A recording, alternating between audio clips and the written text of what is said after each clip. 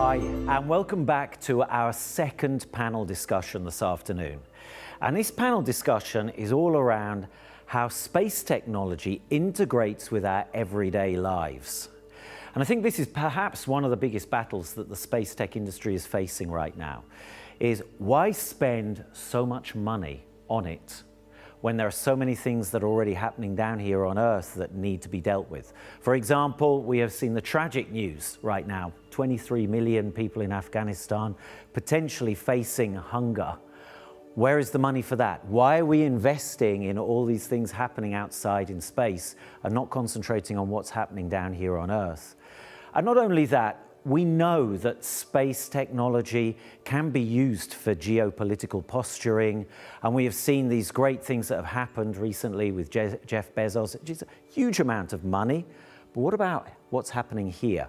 Well, we have two people here who are going to be talking about this on our panel discussion, two experts, and I'd like to introduce them to you. First of all, we have Thaddé Bouchard.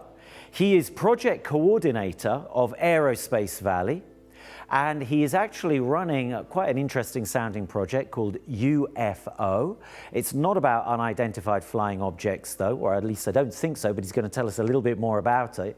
But it's actually about supporting the growth and development of space tech companies. And joining him is Johannes Röhrenbach. I hope I've said that properly, but he'll correct me, I'm sure, very shortly. And Johannes is CEO of Mobuna Technologies. Now, this is an agri-tech startup, helping African farmers increase their yields. So I think the names speak for themselves a little bit, but let's get a little bit more background information. Perhaps if I could come to you first of all, Thaddé. Perhaps you could explain exactly what UFO is doing and why you chose the name as well. I mean, it's very capturing, it's a very memorable name, but yeah, why the name and what exactly are you working on? Well, thank you, everyone. Thanks for inviting me on this very nice event. Thanks for the organization of everything. It runs very smoothly, and it's a pleasure for me to be here. Well, first of all, about the project UFO. Unfortunately for us, if you type UFO on Google right now, you will not find our project in the first one. But well, we wanted to name that project too, so it's still in mind of you, so it's easy to remember. But well, the project UFO means for where we want to boost the emerging industry value chain with what we call the small flying object. So we use the UFO as a European project, as we introduced it, to finance in the space solutions, space technology, space services, for what support you actually to develop any kind of project in this matter. So the project UFO more easily understand. It's a European project from Horizon 2020, when we received 4.3 million euros dedicated to the right funding of space solution or space services. Wonderful. Could you, Thaddé, maybe give us an example? I mean, what kind of space solution is being developed? Well, the project UFO, we open it to all kind of industries. We targeted emerging industries, but it's focused on 6 special emerging industries, which are the environment, the climate, the blue growth, mobility, finance and insurance, and the cultural industry also, which is very important and takes a very special part of the space industry. As today the activities grow up, it's important to tackle the cultural use of space. So what we want to encourage this to develop services. And on this matter, we have, of course, several examples. And the one I would like to introduce first is for maritime monitoring, where some SMEs propose to us a project where they calculate the boat trajectory for the maritime commercial purpose. And they want to propose the best autoroute, the best route for point A to point B, according to the weather and the changes. Aha, so this is like a kind of navigation system, if you like. Exactly, yeah. Based on the ISS information from the boat. All right, so it's like Waze for boats, that kind of thing? I don't want to make it too simple. Exactly. Yeah, okay, yeah, I know. That would sound very good. But well, we need the space support. Yeah. Propose the best tool for the boat. Okay, Good. Thanks for that. And let's move to you, Johannes. So perhaps you could give us a bit of background, because if I'm right, you are a startup yourself. Is that right? Correct. Yeah. Yes. So many thanks for the introduction and the invitation. Also, by the way, my name was pronounced quite well. Thank you for that too. So what do we do at Mobuna is we use the Sentinel-2 satellites from the Copernicus program from the European Space Agency to read information on vegetation, and in particular vegetation in Africa. So we have developed machine learning models that use this satellite images and ground data levels that we collect in Africa and Tanzania to identify cashew nut trees. So we are able to identify a specific crop type on Earth. And for these cashew nut trees, we can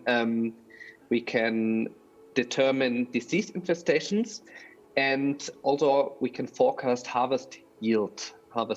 And this data is extremely valuable because the smallholder farmers that harvest these cashew trees, they don't have the data, and because they don't have that and they cannot prove what they have and what they would earn in future, they have no access to funding, and therefore also not access to farm inputs. And by providing this data, we can help them to get access to organic crop protectants, which they can use to massively increase their harvest yield. So they can actually more than double up to quadruple their harvest yield. So that's a massive impact.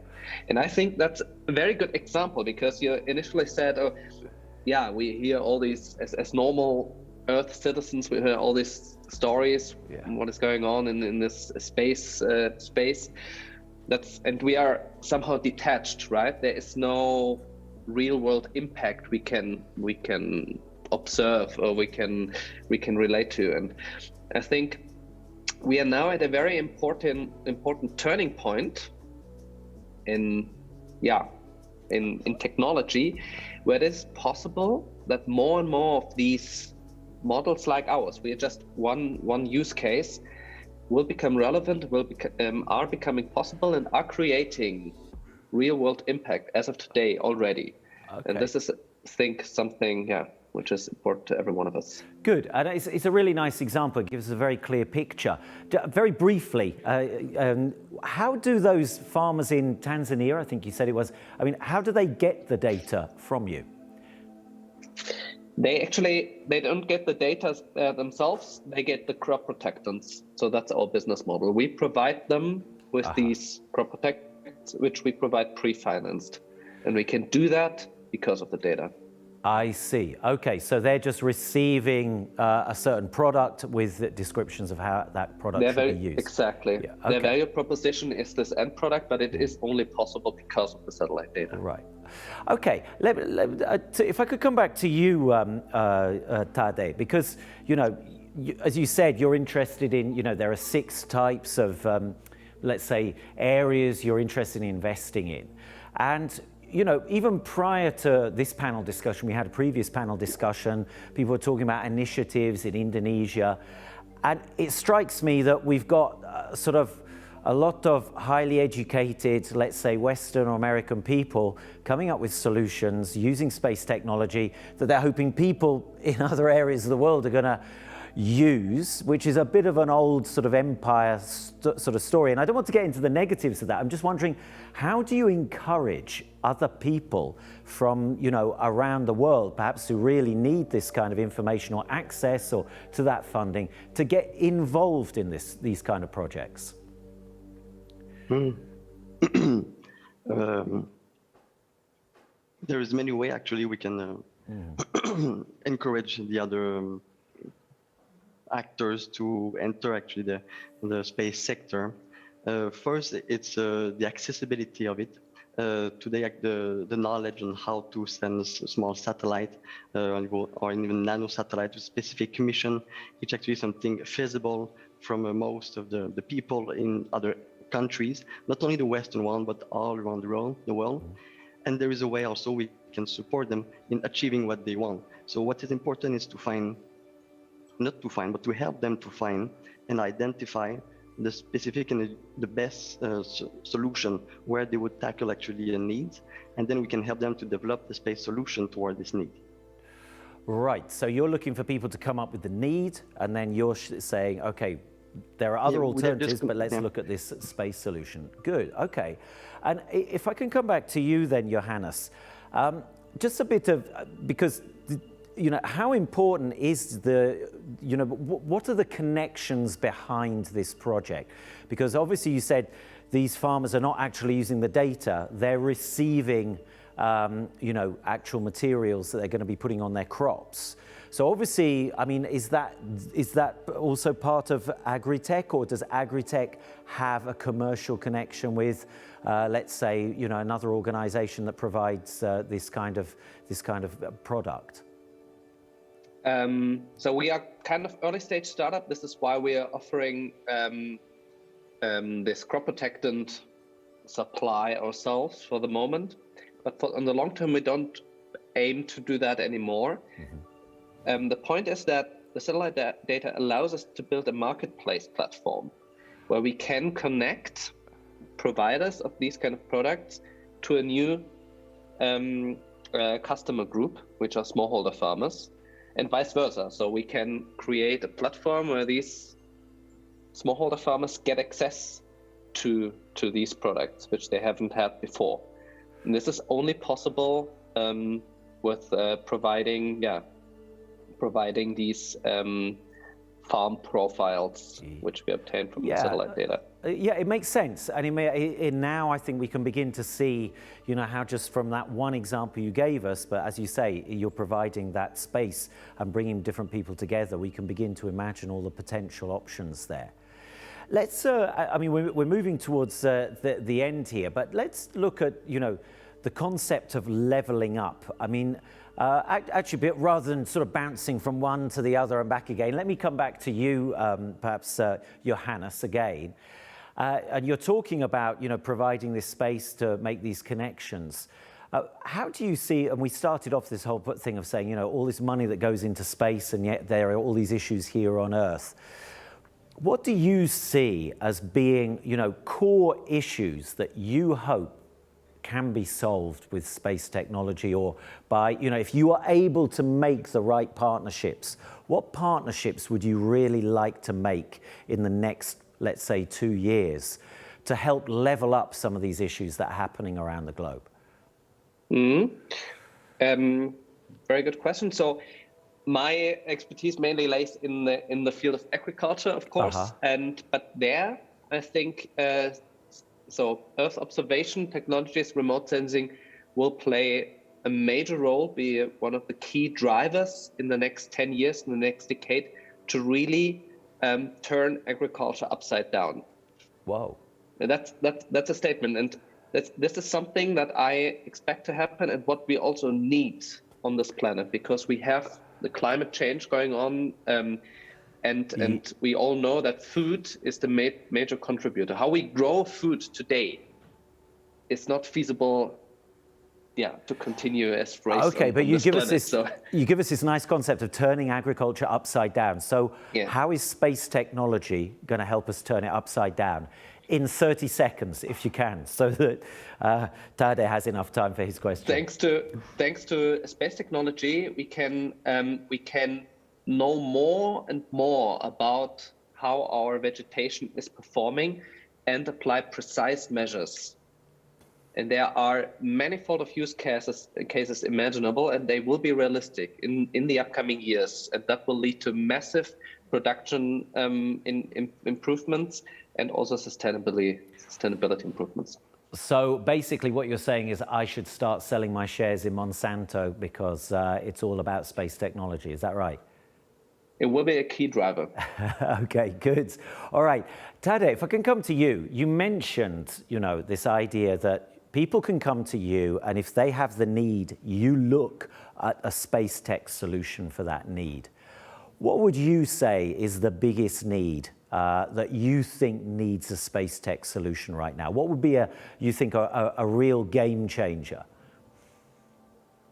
This is quite a good question, actually, because, well, we all know that space is very vast and open. I don't think it's only matter to one specific need, as actually Juan presented very well that the food industry is also very important in for the space and really rely on the space technology, and it can improve the competences with and capacity with the space. But also we have a lot of other domain in Earth observation, for instance. We do apply it to the maritime sector, as I mentioned before. Yeah. We also apply it and develop it to all kind of cultural sector also that is developing, and also it's source of inspiration. So what I think is important to really understand for the space sector, the way I see it, and it's a bit like that, it's always been developed, that space actually should be an inspiration for all of us. Whatever the sector we're working on, there's always a solution that space can foster it or develop it.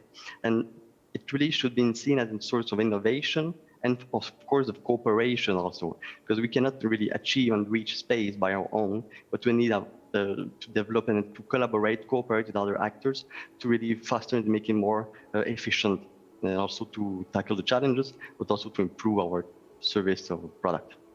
Right, yeah, so the concept of collaboration, it seems to me that it's about getting the message out there to as many people as possible so that people are aware and then can start to see the potentials and the initiatives. Okay, and perhaps you know, a nice harmonizing statement or question to finish with. Johannes, can you ever see space technology defeating the potential for armed combat on the Earth? You know, so I get the picture you've got here that you're building, that, you know, how you can help agriculture and turn it upside down. Could it be used in a way to just totally, you know, annihilate the concept of combat that we have at the moment? This is a bit of a fictive one, but I'm just curious. What do you think? I must say I'm not an expert in the field. Yeah. And I think that's also too difficult to ask, because it's there are too many factors playing into that. It's more about politics, how we will organize ourselves, in the next decades ahead of us on this planet. But it will certainly play a very important role. Right. I can just agree to what Thaddé said before. I am the very same opinion. There is a lot of potential there already today, and there will be more and more potential for possible application of all kind in all areas, all industries of space tech, and we have programs. What Thaddé is doing, we have what the European Space Agency is doing. That's all extremely helpful. That can be platforms, launch pads based on which many entrepreneurs, many projects can create valuable impact.